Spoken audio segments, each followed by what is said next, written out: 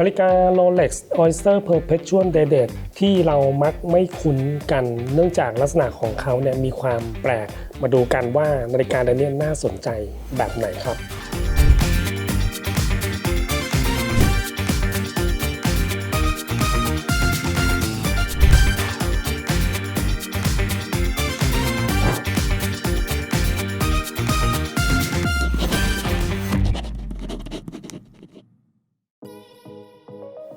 สวัสดีครับผมชื่อเล็กมโนนะฮะนาฬิกาเรือนนี้เป็นนาฬิกาที่ถูกส่งมาให้ผมทำการ full service นะครับก่อนอื่นเราจะมาดูรายละเอียดของนาฬิกาเรือนนี้ต้องกดไลค์กด Subscribe ให้กับวิดีโอตอนนี้นะครับสำหรับคนที่เห็นนาฬิกา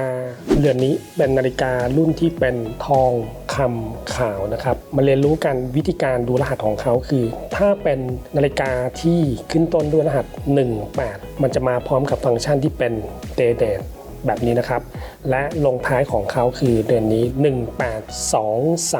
18239นะครับแสดงว่านาฬิกาเรือนนี้เป็น3จังหวะและเป็นไวท์โกลด์แต่ความพิเศษของคำว่าไวท์โกลด์เขาเนี่ย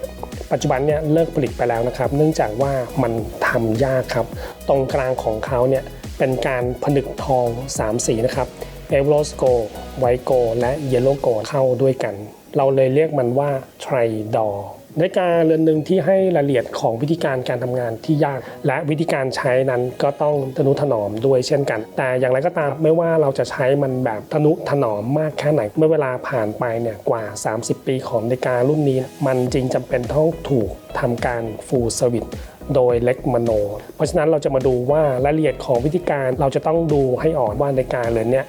มีรายละเอียดวิธีการที่ต้องทำอย่างไรบ้างเพราะฉะนั้นหลักการของการดูนาฬิกาเนี่ยดูทั้งหมด3อย่างนะครับ1คือดูตัวเรือน2ดูกลไกและ3ดูที่สายเราก็จะดูกันแค่3หลักใหญ่ๆอยู่เท่านั้นนะครับนาฬิกาเรือนนี้นะครับเรามาจำแนกกันก่อนว่า18239 BIC นั้นสแตนดาร์ดของเขาเนี่ยจะมากับหน้าปัดที่เป็นแชมเปญนะฮะสีแชมเปญนั้นคือสีอมชมพูและอมเหลืองเพราะฉะนั้นคุณสมบัติของคำว่าสีแชมเปญเนี่ยจะมีอยู่กับรุ่นไทดอร์ด้วยเช่นกันลักษณะของการใช้หน้าปัดที่เป็นแชมเปญเนื่องจากว่านาฬิกาเรือนนี้นะครับจะไม่ได้บ่งว่าเป็นไวท์โกลด์เป็นเยลโล่โกลด์หรือเป็นเอเวอร์โรสโกลด์นะครับเพราะฉะนั้นเขาจะเป็นนาฬิกาลูกผสมแต่ว่าตัวของเขานั้นเป็นทองคำหน้าปัดของเขาจึงจะต้องไม่บ่งด้วยเช่นกันนะครับคุณสมบัติของนาฬิการุ่นไทรดอร์ตัวนี้จะต้องใช้หน้าปัดสีแชมเปญเท่านั้นนะครับแต่ว่าเรามาดูต่อถ้าเราเจอตัวเรือนที่มันมีลักษณะของทองที่มันหมองอันเนี้ยที่จริงแล้วไม่ได้เป็นปัญหาใดๆนะครับเพียงแต่ว่าถ้าทองคำที่เป็น 18K อยู่กับไวท์โกลด์เนี่ยเปอร์เซ็นต์ของการออกซิไดซ์ก็จะเห็นว่ามันมีความหมองหรือมีความคล้ำมากกว่าเพราะฉะนั้นการเรียกความสุกใสของทอง 18K ไวท์โกลด์เราทำได้นะครับในลำดับที่สำคัญสำหรับนาฬิกาเรือนนี้เรากำลังพูดถึงเรื่องสายที่ยื่นนะครับเกิดจากการใส่ผิดประเภทแบบ2ลักษณะแรกเนี่ยคือการใส่สายแบบหลวมมากนะครับคุณเคยเห็นไหมครับคนใส่สายนาฬิกาแบบนี้ข้อมือของผมเนี่ยเล็กกว่าสายนะครับเมื่อใส่สายมากๆเนี่ยมันจะโยแบบนี้นะครับเรียกว่ามันคลอนไปคลอนมาแต่ลักษณะของสายที่คลอนในประเภทนี้นะครับเราสามารถดูได้โดยการนำสายเนี่ยมาตั้งนะครับตั้งโดยการจับตัวเรือนตั้งแบบนี้แล้วสายเนี่ยก็จะดิ่งเป็นแนวโค้งลงมานะครับแต่สายประเภทเนี่ยมันยื่นนะครับแต่ว่ามันอยู่ในข้อที่2ครับคือการใส่แบบลังมากเกินไปนะครับหมายถึงเจ้าของนาฬิกาเรือนนี้มีขนาดข้อที่ใหญ่ผมสมมุติว่าข้อผมใหญ่ประมาณแบบนี้นะครับแล้วผมก็ใส่นาฬิกาในลักษณะแบบนี้นั่นเองอย่างเงี้ยใส่ลังแบบนี้นะครับเมื่อผมใส่ลังมันมากๆนะครับมันจะทำให้ข้อต่อข้อเนี่ยยืดออกจากกันในอัตราส่วนที่เท่ากันแต่ว่ามันมีข้อแตกต่างอย่างหนึ่งถ้านาฬิกาที่ถูกใส่ลังแล้วมันยืดออกในลักษณะแบบนี้นะครับเมื่อเรายกตั้งขึ้นมันจะยังตั้งตรงอยู่แต่รู้ไหมครับว่าแกนกลางของข้อแต่ละข้อนะครับมันถูกเบี่ยงออกจากกันทั้งหมดเลยแสดงว่านาฬิกาที่มีสายยืดในลักษณะแบบนี้มีความอันตรายมากกว่าผมวัดจากความห่างของข้อแต่ละข้อดูนะครับจะมีระยะห่างไปเนี่ยประมาณมิลกว่าแล้วเพราะฉะนั้นเราจะต้องมาวัดที่แกนกลางของข้อแต่ละข้อนะครับว่าไส้ในหรือแกนกลางของเขาเนี่ยจะมีความหนาประมาณ 1.5 ถึง 2 มิลแค่นั้นเองนะครับเมื่อเราเห็นว่าระยะห่างของข้อเนี่ยมันห่างออกมามากแล้ว ผลลัพธ์ที่เกิดขึ้นคือว่าถ้าใส่นาฬิกาเรือนนี้ต่อไปสายจะขาดครับแต่ว่าเราเห็นไหมครับว่าเมื่อเราดูมันภายนอกเนี่ยมันมีลักษณะของความตึงที่มันหลอกเราอยู่นั่นเอง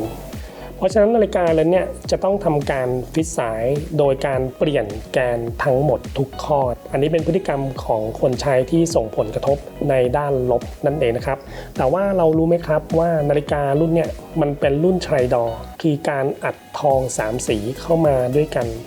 มันทำยากครับยากจนโรเล็กซ์นั้นเลิกผลิตเพราะฉะนั้นมันจะมีบางข้อในรายละเอียดของเขาที่มันสึกออกไปนะครับเราจะต้องใช้วัสดุตัวเดียวกันถ้าส่วนที่เป็นเยลโลโกนั้นสึกเราจะต้องเติมทองด้วยเยลโลโกถ้าส่วนที่เป็นไวท์โกทองสึกก็ต้องพอกไวท์โกเข้ามาจึงจะทำการขัดลบรอยแล้วก็ทำให้นาฬิกาเรือนเนี่ยมันกลับมาใหม่กริบเหมือนเดิมนะครับตอนนี้อยากจะถ่ายเป็น before ให้ดูก่อนความหมองของเขาก็จะเป็นแบบนี้ถ้าคุณดูว่านาฬิกาแล้วเนี่ยยังสวยอยู่หลังจากผมทำ after service นาฬิกาแล้วเนี่ยก็จะกลับมาสวยมากกว่าตอนนี้แน่นอนนะครับหรือเรียกว่ากลับไปสู่ตอนที่ออกจากช็อปเมื่อประมาณ30 ปีที่แล้วแล้วก็มาดูกันเลยว่า before and after หลังจากทำ after service เนี่ยมันจะแตกต่างกันอย่างไรครับ